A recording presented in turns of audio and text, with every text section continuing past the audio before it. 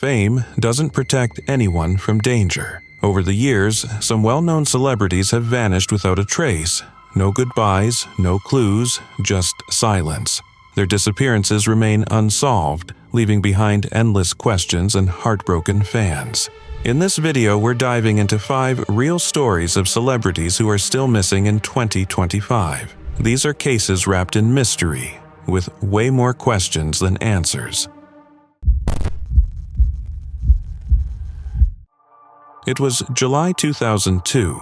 Former NBA star Bison Dele, once known as Brian Williams, had disappeared. A man who once stood beneath the flashing lights of packed arenas was now chasing peace on the open sea, far from the fame and pressure that once defined him. After walking away from basketball at just 30, despite millions still on the table, Bison set out on a different kind of journey. He wasn't forced out. He simply wanted freedom. He wanted life on his own terms. He was sailing aboard a 55-foot catamaran named Hakuna Matata, a name that promised no worries. With him were his girlfriend Serena Carlin, his older brother Kevin, and the boat's captain Bertrand Saldo. To the outside world, it seemed like a dream. 4 people, drifting under endless skies, surrounded by blue in every direction. But then, the silence came. By July 8th, all communication stopped. No more calls, no more updates, just nothing. Family and friends who were used to Bison checking in regularly started to worry. Days passed, then weeks. And then, like a scene from a thriller, Kevin Williams quietly returned to the U.S. alone. He didn't have answers, just evasive responses, suspicious behavior, and an unsettling calm. He gave no real explanation for where Bison, Serena, or Bertrand were. Then things got darker. Kevin had forged Bison's signature. He used his brother's passport. He'd purchased over $150,000 worth of gold in Phoenix. That's when the FBI stepped in. They found the Hakuna Matata, damaged, repaired, bullet holes hidden beneath quick patchwork. Something had gone terribly wrong. Under mounting pressure, Kevin told a story, one that sent chills down the spines of investigators. He claimed a fight broke out between him and Bison. Serena tried to break it up and was fatally injured. The captain wanted to report it. Bison, in a moment of panic, allegedly snapped. Kevin said he had to defend himself. And then, in the middle of the ocean, the bodies were disposed of, just gone. But even that story didn't add up. It had holes. It shifted. There was no physical evidence, no way to confirm a single word of it. And then, just like that, Kevin was gone too. In September 2002, he overdosed on insulin. He slipped into a coma and died shortly after, taking whatever truth he knew with him. Bison Dele's story still haunts the basketball world and everyone who followed his unusual journey. A gifted athlete, a champion with the Chicago Bulls, a man who could have stayed in the spotlight, but chose the unknown instead. His mother, Patricia Phillips, was left in the most impossible place, having lost both sons, and with no way to ever truly know what happened out there on that boat. Did Kevin really act alone? Was there a deeper darkness in the story that no one ever uncovered? What if Kevin had never returned alone? What if investigators had reached him just a little sooner? It was the early hours of January 5, 2006, in the quiet town of Bremerton, Washington, when 18-year-old Joe Pichler made a final phone call that would haunt everyone who loved him. Just hours before, he'd been out laughing, playing cards, and having drinks with friends. Nothing seemed out of the ordinary, but at 4:15 a.m., something changed. Joe called a friend, crying. He was clearly upset but promised he'd call back in an hour. That call never came, and after that, Joe was gone. Joe wasn't just any teenager. He had once been in the spotlight, a former child actor known for his roles in Varsity Blues and the Beethoven film series. But at 15, he stepped away from Hollywood. Fame never seemed to matter to him the way it did to others. He moved back to Bremerton in 2002, finished high school, and took a normal job at a call center. He lived alone, spent time with his pet guinea pig, and played Magic the Gathering. He wasn't lost. He had plans. Once his braces came off in a few months, he was heading back to Hollywood to restart his acting career. but those plans were never fulfilled. 4 days after that chilling phone call, on January 9th, his silver 2005 Toyota Corolla was found abandoned near the Port Madison Narrows. Inside were his clothes and his phone, but his wallet and keys were gone. Most unsettling of all, a 2-page note was found offering his possessions to his younger sibling. Some took it as a goodbye, but his family didn't buy it. His mother, Kathy, couldn't accept the idea that Joe had taken his own life. There was no final message, no clear goodbye. His apartment lights had been left on, the door was unlocked, and Joe, who was always careful and responsible, wouldn't have just walked out like that. The night before, he was joking and playing cards. Nothing about his behavior pointed to despair. His sister Shauna couldn't shake the feeling that something else had happened, something darker. Police leaned toward the theory that Joe had jumped from a nearby bridge. They pointed to the emotional phone call, the note, the abandoned car, but when Detective Robbie Davis admitted there was no hard evidence to support the theory, not even a scent trail, questions only grew. Extensive searches yielded nothing, no body, no real clues, nothing but a silence that stretched for years. To Joe's family, the investigation felt rushed. Kathy believed critical steps were missed. His apartment wasn't thoroughly searched. His belongings weren't fully accounted for. Some of Joe's things, including his treasured card collection, were never found. What had happened?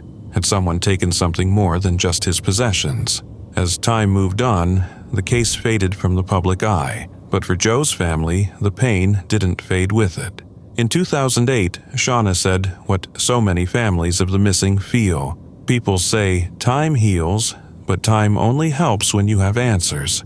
The loneliness of not knowing, of wondering if Joe was cold, scared, alive, or gone, was unbearable. Kathy never stopped. She kept Joe's memory alive, sharing his story, supporting other families in similar pain. She criticized how the case was handled, but acknowledged that the spotlight on Joe's disappearance had led to better handling of missing persons cases in Bremerton afterward. It was a small comfort in a sea of grief. Fans never forgot him either. On anniversaries of Varsity Blues or during random moments online, people still bring up his name. They remember his smile, his charm, and the strange, aching mystery of how he vanished. It was April 2019 when Zoe McLellan vanished.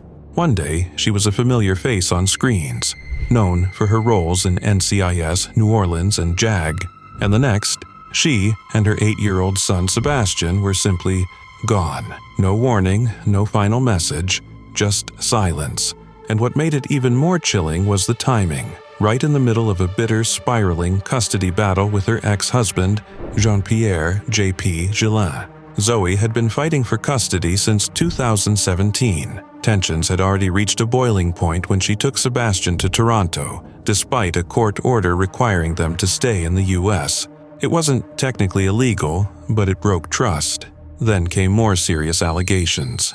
Zoe accused JP of harming their son, making an already messy situation explode into chaos. By April 11th, all communication stopped. JP, who had once co-parented with her despite the strain, hadn't heard from Zoe or Sebastian in weeks. It was as if the earth had swallowed them whole. Worried and confused, JP alerted the authorities. Weeks turned into months, and still, nothing. It wasn't until May 2021, over 2 years later, that a warrant was issued for Zoe's arrest for child custody interference. Meanwhile, the National Center for Missing and Exploited Children officially listed Sebastian as missing, last seen in mid-April 2019. As the search intensified, disturbing threads began to unravel. JP, who had been arrested based on Zoe's accusations, was cleared after 4 months in jail. But the damage had been done. He later learned that Zoe had spoken to a prison guard about how to handle him, and that wasn't the only red flag. Sometime during the custody chaos, Zoe had reconnected with Charlie Barber, a man she had met years ago on the set of NCIS. At first, he thought he was simply helping a struggling mother. Zoe told him she was fighting for a child who had suffered trauma. He opened his home in Franklinton, Louisiana, to her and Sebastian. At first, everything seemed fine. too fine, but little by little, cracks began to show. Zoe told Charlie that Sebastian was terrified of his father and refused to be around men. Yet, Charlie never saw that fear. Sebastian played with his son, laughed, joked, and showed no signs of distress. Zoe had strict rules. No one was allowed to cut Sebastian's hair due to past trauma, but Charlie saw the boy's hair grow long and untouched. No reaction. The narrative Zoe painted didn't match reality. Then came the stranger moments.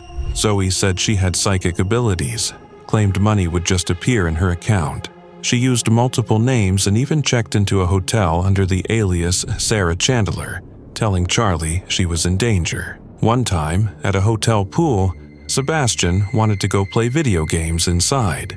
Zoe asked Charlie to accompany him, even though she'd said her son didn't trust men. That contradiction hit hard.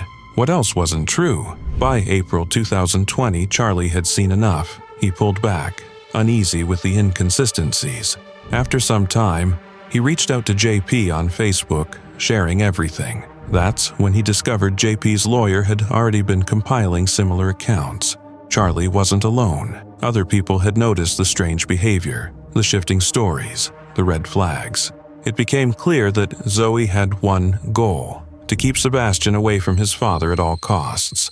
She had told Charlie as much, but how far would she go to make that happen? Since 2020, Zoe has vanished completely. Charlie never heard from her again. Their last phone call was filled with emotion, confusion, and the sense that something final was happening. Her social media accounts remain frozen in time. No one knows where she is, or where Sebastian is.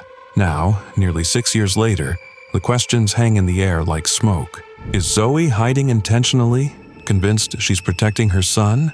Or did the narrative she created start to crumble, forcing her deeper into the shadows? Was Sebastian really in danger? Or was he a pawn in a much more complex story? And if Zoe is ever found, what truth will finally come to light? It was October 2022 when Levi Davis walked out of the old Irish pub in Barcelona and disappeared into the night.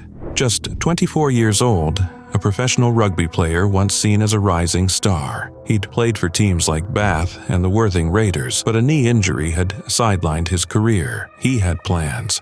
He was supposed to move on after a few days, explore, heal, maybe even restart, but none of that happened.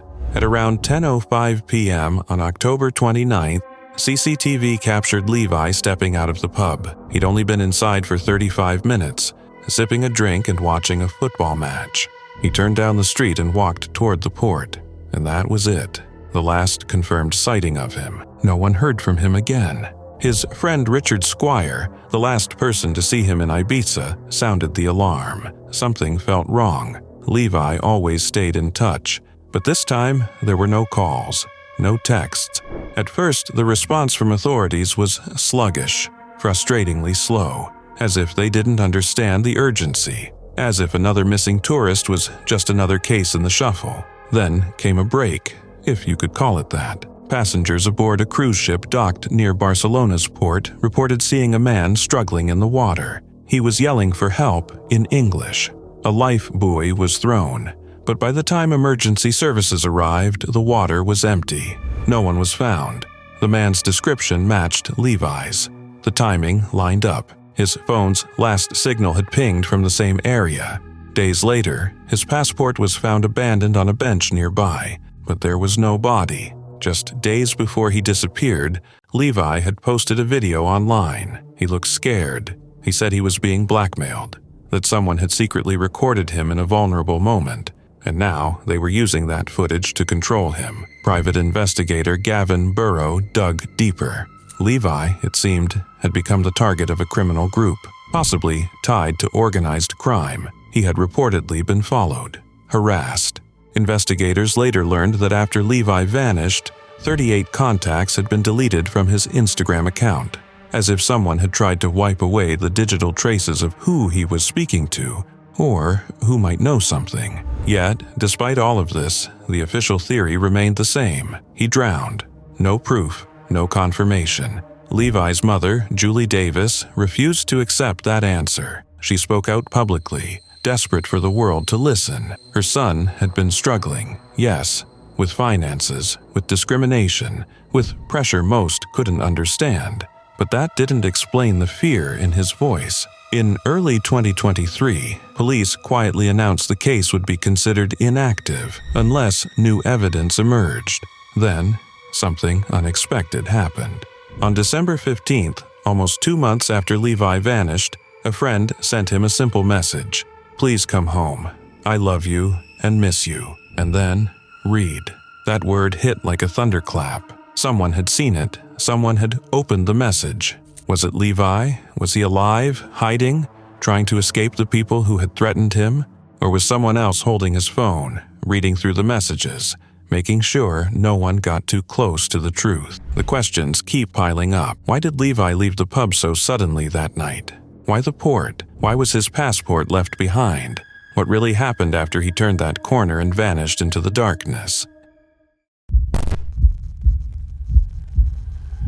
It was July 6, 1983, in Cocoa Beach, Florida. Tammy Lynn Leppert, just 18 years old, vanished without a trace. No goodbyes, no explanation, just silence. Tammy wasn't just another teenager. From a young age, she lit up every room she walked into, dominating the pageant circuit with an almost eerie ease. 280 titles out of 300 competitions. She began modeling early, then transitioned into acting, quickly landing small roles in films like Little Darlings and the iconic Scarface. In that film, she appeared briefly, bikini-clad, a distraction in a tense scene, but it was a foot in the door. She was on her way. And then, something changed. It began subtly after she filmed Spring Break earlier that year. At a cast party, something happened. Something that shook her. She wouldn't talk about it, wouldn't name names. But from that night on, she was different. Skittish, paranoid. Her mother, Linda, saw the fear creeping in. Tammy would barely leave the house. She began avoiding people, even those closest to her. When Linda asked if someone was trying to hurt her, Tammy only said yes, but nothing more. No details, just fear. Despite the anxiety gnawing at her, Tammy traveled to Miami to film Scarface. She stayed with a trusted family friend, Walter Libowitz. But when they filmed a scene with artificial blood, she completely unraveled, burst into tears and had to leave the set. Walter, concerned, called Linda. "You need to get her help," he said. Back home, things got worse. Tammy became convinced someone was poisoning her. She wouldn't eat or drink anything she didn't prepare herself. The fear had taken over. On July 1st, it boiled over. She smashed windows in her own home during a terrifying outburst. And after a heated confrontation with her friend, Wing Flanagan, Linda had no choice. She took Tammy to a mental health center. They ran tests, no drugs, no alcohol, and after 72 hours with no diagnosis and no answers, Tammy was released. Still afraid, still hiding something. She told her mother that she'd seen something horrible at a party, something she wasn't supposed to see. But again, no names, no specifics. Just that lingering terror in her voice. Some believe she may have witnessed criminal activity, something involving powerful people, maybe even money laundering. Whatever it was, she never spoke it out loud. And maybe that silence was her attempt to protect herself. 5 days later, she left the house. She was with a man, reportedly named Keith. Tammy had mentioned being afraid of him, but he was never officially named a suspect.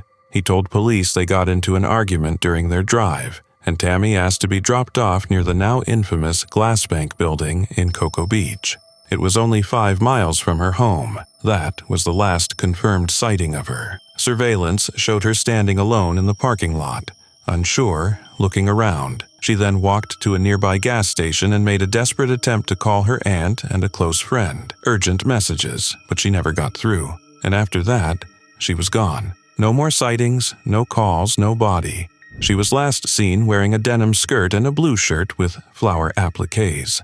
Some reports claimed she was barefoot, which was uncharacteristic for her. Just another strange detail in a story full of them. Years passed. Leads came and went. One suspect, Christopher Wilder, a charming predator who lured young women with promises of modeling fame, was considered. He was active in Florida around the time Tammy disappeared. Given her career path, the theory made sense, but no solid evidence ever connected them. Wilder was killed in a shootout with police in 1984. Another theory pointed to John Brennan Crutchley, a convicted kidnapper with a twisted history and ties to other missing women. He too became a person of interest. But again, no link, no proof, just shadows. Tammy's mother, Linda, held on to her own chilling belief that her daughter knew something dangerous, that her disappearance wasn't random but targeted.